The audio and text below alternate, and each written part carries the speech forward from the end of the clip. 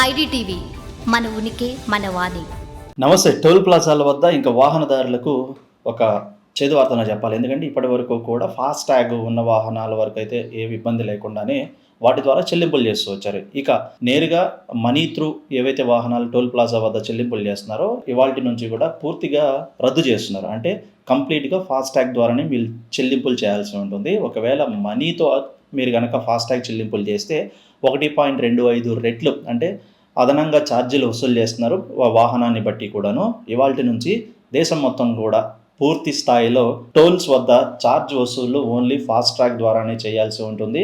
Money ద్వారా కనుక చేసినట్లయితే అదనంగా ఛార్జెస్ వసూలు చేయాలనే ఆలోచనలో కూడా అటు కేంద్ర రాష్ట్ర ప్రభుత్వాలు ఇద్దరు కూడాను ఒక నిర్ణయం తీసుకున్నారు. మొత్తానికి టోల్ ప్లాజాల వద్ద పూర్తి స్థాయిలో ఓన్లీ డిజిటల్ పేమెంట్స్ మాత్రమే అలౌ చేయనున్నారు. మనీ త్రూ మీరు వాహనాల ద్వారా ఛార్జెస్ పే చేయాలనుకున్నా డైరెక్ట్గా మనీ ఇచ్చినా ఫోన్పేస్ అయినా పర్వాలేదు. ఒకవేళ ఫాస్ట్ ట్యాగ్ లేకపోయినా సరే ఫోన్పే త్రూ అయినా సరే పే చేయాలి. దానికి కూడా కొంత ఛార్జెస్ వసూలు చేస్తున్నారు. ఇక నేరుగా ఫాస్ట్ ట్యాగ్ అయితేనే ఇక నుంచి మీకు టోల్ ఛార్జెస్ మీద అదనపు భారం పడకుండా కూడాను ఉన్న ఛార్జెస్ వరకే వసూలు చేస్తారు. సో ఇక్కడ నుంచి ఇవాల్టి నుంచి మాత్రం మీరు ఎక్కడికి వెళ్ళినా సరే టోల్ ఛార్జెస్ విషయంలో బీ కేర్ఫుల్.